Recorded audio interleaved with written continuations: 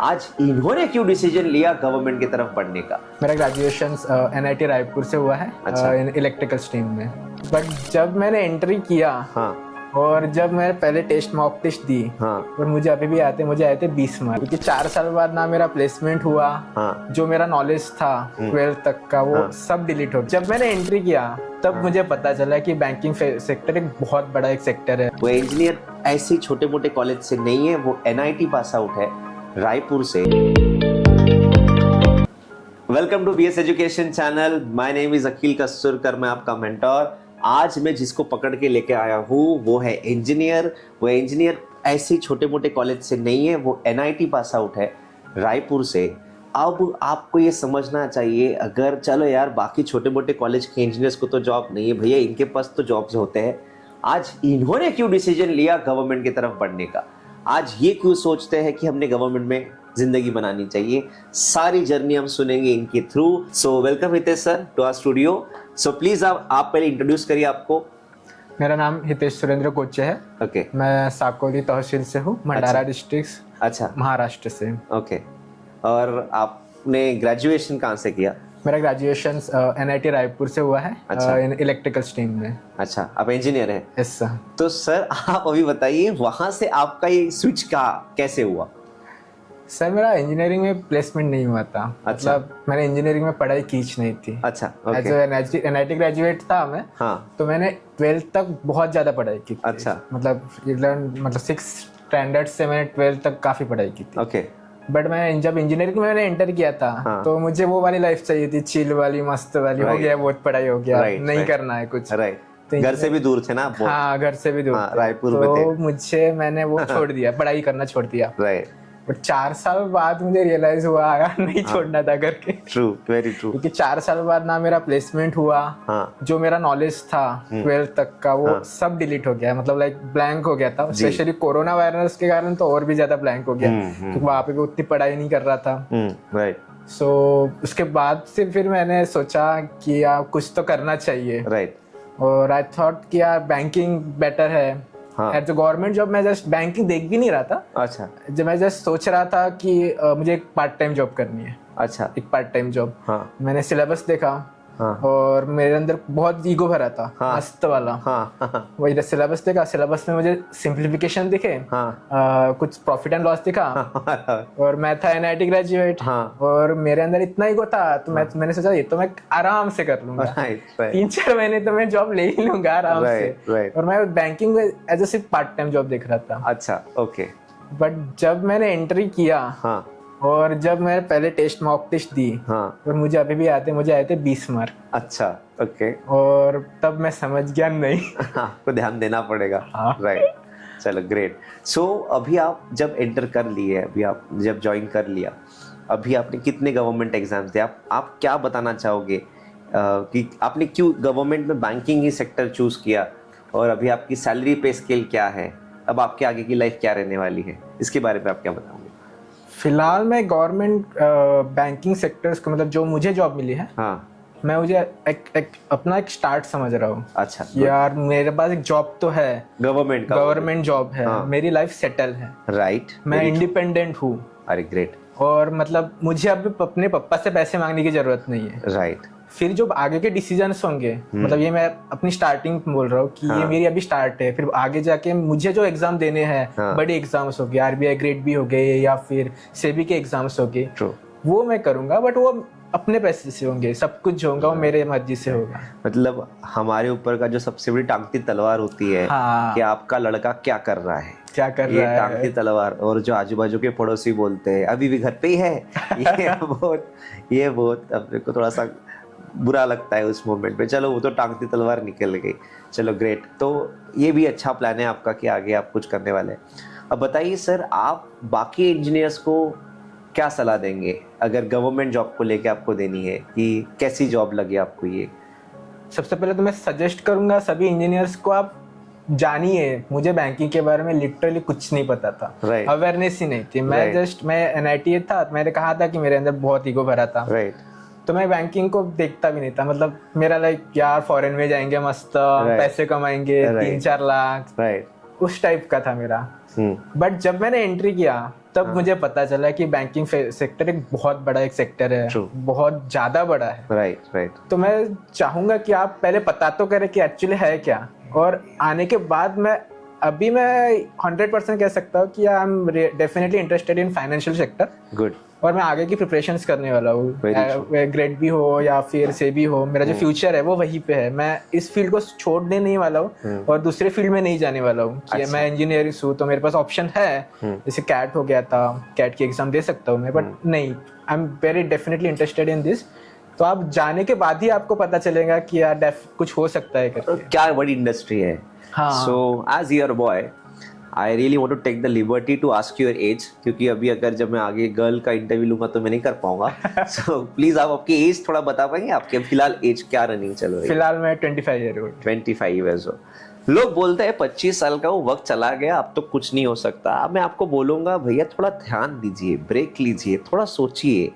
आप घाई घाई में बस पढ़ रहे हो, मेरी एज बढ़ रही है, मुझे जॉब चाहिए जॉब चाहिए। अरे जॉब तो मिल जाएंगे, बट अगर रुक के कुछ चीज़ों को सीख के एक स्किल डेवलप करके आगे बढ़ोगे। आज इस बात को आप सोचिए, आज सर 25 साल के हैं, यानी सर 60 साल तक रिटायर हो गए, मतलब 35 साल जॉब करने वाले गवर्नमेंट में, ठीक है। सो अभी अगर ये 35 साल गवर्नमेंट में जॉब करेंगे तो ये कितने सिक्योर रहेंगे।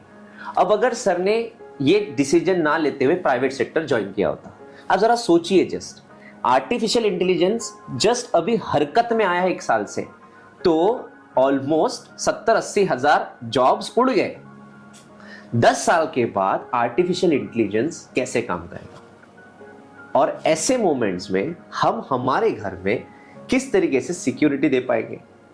जो ये इंटरव्यूज अभी बन रहे हैं, ये आज गवर्नमेंट जॉब्स है इसलिए बात हो रही है, आगे कब तक होगी पता नहीं। 6-7 साल तो अभी फिलहाल गवर्नमेंट जॉब्स का है, एरा है, तो अभी तो पता नहीं आगे तक कब तक रहेगी। पर अभी है, आप इस जनरेशन में हो तो you should definitely take this opportunity. अगर आप एज क्राइटेरिया में हो तो आप ये ज़रूर करना चाहिए। मैं कहीं नहीं बोल रहा हूँ भैया कि मैं ही सब कुछ कर सकता हूँ या BS एजुकेशन में आके सब कुछ होगा। आपको जहाँ पसंद है वहाँ करिए, बस आप इसको ज़रूर देखें, ये मेरा बोलने का मतलब था। सर आपके ऊपर वापस आते हैं, थोड़ी जर्नी को आपके आगे बढ़ाएंगे। सो सर अभी बताइए आपके घर पे क्या हालचाल है, क्या बोलते हैं सब लोग? अभी फिलहाल तो सभी खुश है, मतलब पापा मम्मी और सभी खुश है। ओके।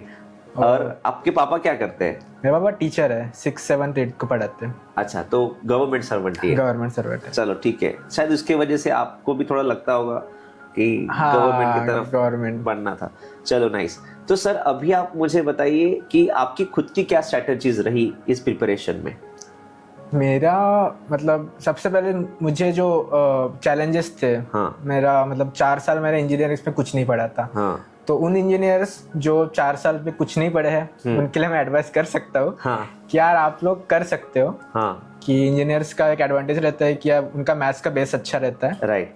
तो सबसे पहला चैलेंज तो यही था कि मुझे वो पूरा वापस लाना था, कि और उतना इजी नहीं था, कंसिस्टेंसी प्रैक्टिस करना पड़ा। राइट। और दूसरी बात ये थी कि मुझे अच्छे से पता था कि मेरे आगे जो मैं मतलब जो मेरा ईगो टूटा था कि 20 मार्क जब पहले एग्जाम में वो जाए थे, तो उसमें मेरा पूरा ईगो निकल गया था। नहीं, ये ऐसा कुछ नहीं होने वाला, मैं भी एक मामूली इंसान ही हूँ, मेरे आगे बहुत सारे लोग हैं, बहुत सारे। तो मुझे दूसरा चैलेंज ये था कि मुझे उनको कैसे बीट करना है, कि यार मुझे कैसे उनको टैकल करना है। और मेरे पास टाइम बहुत कम था, मतलब टाइम तो था, बट लाइक यू नो जल्दी हो जाए। जब आप एंटर हुए थे तो आपको टेबल्स आते थे क्या? नहीं, मैं तो इंजीनियरिंग में कैलकुलेटर रहता है, तो वो ये पॉइंट को मुझे जरूर बताना था। ये बेचारे बाकी लोग ने इतने डिमोरलाइज होते हैं, अरे ये बाजू वाला इंजीनियर है, इसको तो बहुत अच्छा मैथमेटिक्स आता है। भैया देखो, आप BA हो, BCom हो, इंजीनियर हो, सब ने कैलकुलेटर यूज किए हैं। तो सबको उस वक्त में पता था 12 5 60 होता है, पर कॉन्फिडेंस काय के लिए करेंगे, सब मार के देखते 12 5 60 ना 60 लिखो। अब क्या होता है, जब आप गवर्नमेंट में आते हो तो आपके कैलकुलेटर सबसे पहले छीन लिए जाते हैं। वो आपका सबसे बड़ा स्ट्रगल होता है कि भैया आप इसकी स्पीड कैसे कवर करेंगे। शायद आप भी उसी से गुजरे थे। स्टार्टिंग में तो वही हो रहा था कि कैलकुलेटर तो थे ही नहीं। लिटरली मुझे 9 तक के टेबल भी याद नहीं आ रहे थे, इतनी बुरी कंडीशंस थी। राइट। तो वहां से मैंने स्टार्ट किया था। और जो बता रहा था कि सेकंड चैलेंजेस वो था कि ईगो तो टूट चुका था पूरा, कि मेरे आगे काफी सारे लोग थे, मेरे सीनियर्स बहुत अच्छे होशियार थे, मतलब मार्क्स भी अच्छे ले रहे थे। तो मुझे वो कवर करना था कि कैसे मैं वहां तक पहुंच सकूं। राइट। तो फिर उसके लिए मैंने स्टार्टिंग में मैंने कॉम्पीट करता रहा। हाँ। फिर बाद में मुझे रियलाइज हुआ नहीं, कॉम्पीट करने से अच्छा खुद को इम्प्रूव करने में ज्यादा बेटर पॉसिबिलिटीज है। और फिर वहां से मैं अपना सिर्फ बेस्ट देने की कोशिश करता रहा कि मुझे अपना बेस्ट देना है। मैंने टारगेट्स रखे थे, हर दिन के मेरे टारगेट्स थे। उस टारगेट्स को मैं कंप्लीट करता रहा और मैं करता रहा, हर दिन करता रहा और 20 मार्क्स से मैं 72 82 कब आ गया मुझे खुद नहीं पता चला। अरे यार, नाइस, वेरी और नाइस। वहां से फिर मुझे थोड़ा कॉन्फिडेंस आने लगा। नहीं, राइट। जब प्रीलिम्स क्रैक होना शुरू हो जाता है ना, तो कॉन्फिडेंस आ ही जाता है कि अभी निकल जाएगा करके। सर आप प्लीज बाइफरकेट करिए कि कौन से स्टूडेंट ने बैंकिंग प्रिपरेशन करना चाहिए और कौन से स्टूडेंट ने बैंकिंग प्रिपरेशन नहीं करना चाहिए। कि सारे ही कर सकते हैं। मैं आपको इसलिए पूछ रहा हूँ ये कि क्या ऐसा कुछ एक औदा है कि ये अगर आपको आता है तो ही करना चाहिए। नहीं, सबसे पहले बात तो बैंकिंग का सिलेबस इजी है। मतलब आप चाहे या ना चाहे, बैंकिंग का सिलेबस इजी है। राइट। उससे मतलब ऐसा जरूरी नहीं कि कोई भी नहीं कर सकता करके। मैं NITian हूँ, मैं भी खुद कर रहा हूँ, मुझे खुद स्ट्रगल करना पड़ रहा। राइट। और मतलब सिर्फ प्रॉब्लम आ जाती है कि आपको वो कंसिस्टेंसी करना पड़ता है। राइट। और प्रैक्टिस बहुत ज्यादा करना पड़ता है। क्योंकि सिलेबस इजी है ना, तो लाइक एवरीबॉडी सभी अच्छे से कर सकते हैं। बट फिर वही डिपेंड करता है कि आप कितनी ज्यादा प्रैक्टिस करते हैं, कितना आपका जो स्पेशली एग्जाम कैसे टैकल कर पाते हैं। वो माइंड गेम भी रहता है एग्जाम के टाइम में, बहुत प्रेशर रहता है, कैसे प्रेशर हैंडल कर सकते हैं, उसके हिसाब से आप कर सकते हैं। राइट। तो ये चीजें जब हम लोग क्लासेस में बैठते तो सब करवा के लेते तो शायद उसका भी एक कहीं ना कहीं फायदा होता होगा। और वो चीजें बाहर निकलती है। सो मैं थैंक यू बोलना चाहूँगा आपको, आपने इतना अच्छा बातें शेयर किया, बड़े बिंदासली शेयर किया आप लोगों ने। चलो प्लीज़ ये बातें आपको कहीं ना कहीं तो एफर्ट पता चला होगा, आपको समझा होगा कि कोई भी कर सकता है। सो thank you so much Hitesh sir for this interview. और सर बिल्कुल नहीं बोल रहे थे इंटरव्यू देने के लिए, सर कह रहे थे मैं इंटरव्यू नहीं देता, मैं क्या ही बात करूँगा, बट बोला नहीं आप इंटरव्यू दीजिए, कहीं ना कहीं कुछ बच्चों को तो इसका फायदा जरूर होगा। So thank you so much for this recording और wish you all the best for the future and from the all BS team we are really happy for you और आपके सक्सेस के लिए। एंड हम लोग चाहेंगे कि आप RBI ग्रेड B और SEBI ग्रेड A भी करें और जब भी मौका मिले आप ज़रूर छुट्टियाँ लेके वापस आइएगा, ज्वाइन करेगा। हम ग्रेड B और SEBI के भी आगे एग्जाम्स के लिए प्रिपेयर करेंगे। Thank you so much. Thank you.